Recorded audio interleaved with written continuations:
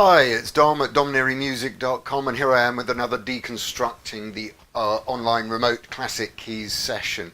Today we're looking at a track that was released in 2015 called Symphony by Taylor Hummingbird. The brains behind this is actually singer-songwriter and producer Nicky McGuinness, who I've been working with for a long time. So let's get straight into looking at the session. The first thing that's worth looking at is how the track came to me. Rather than just a basic stereo track, I had a few stems. I first of all got the drums, bass and acoustic guitar. Now that reflects the way this was recorded. Nicky was in the studio with drummer Tim Weller and bass player Russ Milton.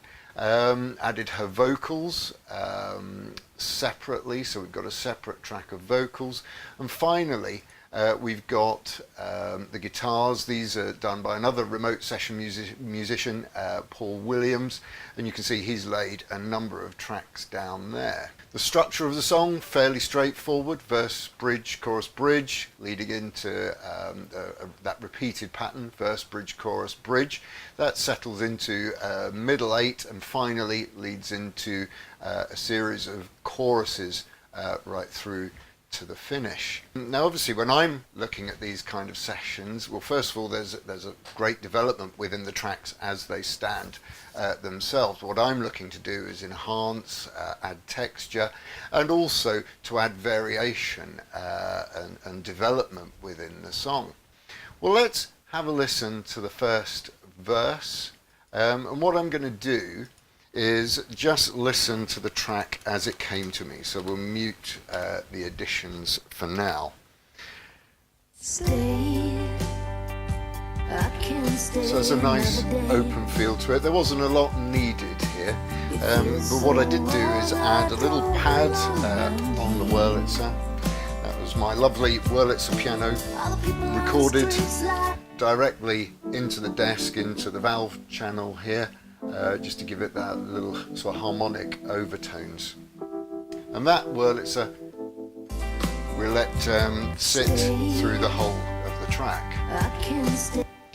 So the next thing we'll look at is the move into the bridge section that I mentioned. And what I'm going to do first of all is just play you that with just the Wurlitzer added.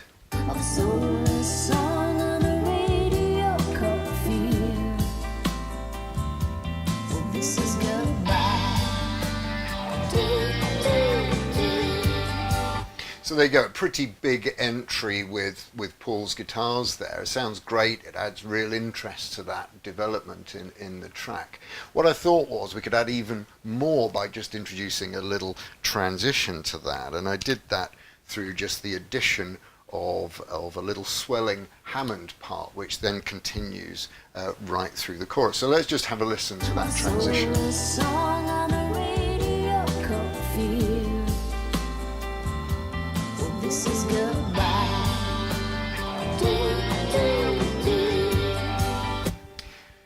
So there you go, I think that adds a real bit of interest. So as with many of the artists I work with, they also have ideas that they'd like me to put into practice for some of the parts, and one such part was also in the bridge, and that was for a little electric piano motif, quite heavily affected.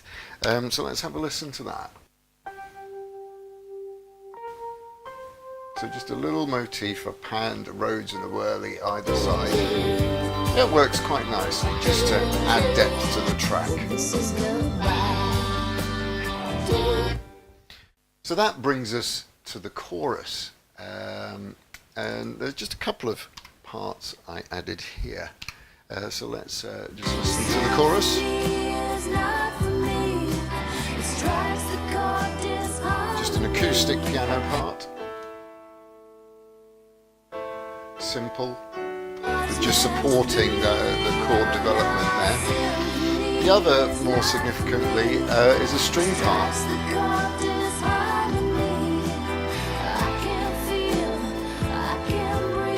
So adds real depth and texture to this section.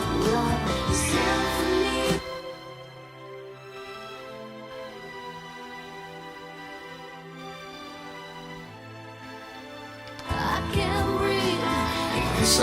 using the East-West Quantum Leap Orchestra. Just really develops that chorus, brings it out very nicely. So the next part I want to talk about is the bridge that I mentioned, which comes out of each of the first two choruses. Now I'll just play through to the first one.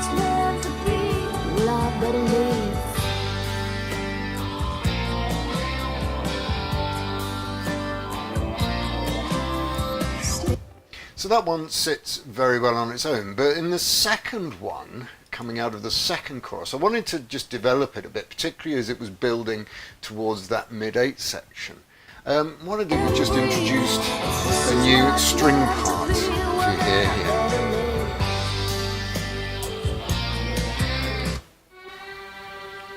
Little slide and marcato.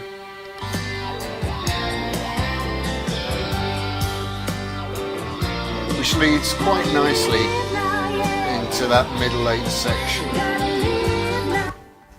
So that bridge then leads into the middle 8, and let's have a listen there. Again, the only real development was just on the strings,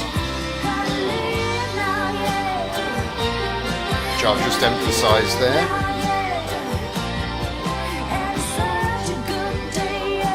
Really so much life to that mid-8.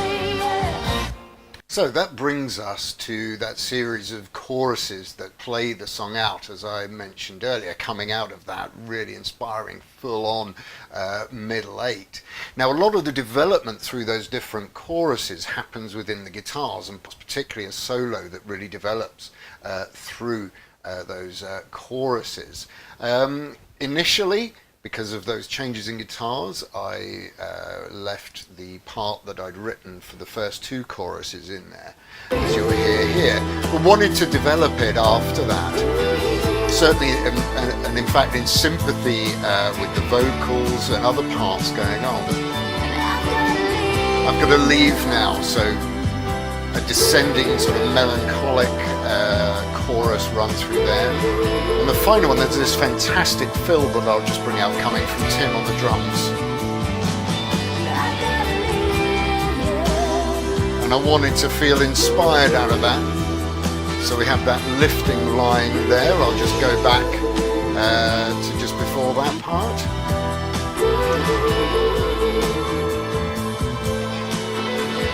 Just emphasize the strings.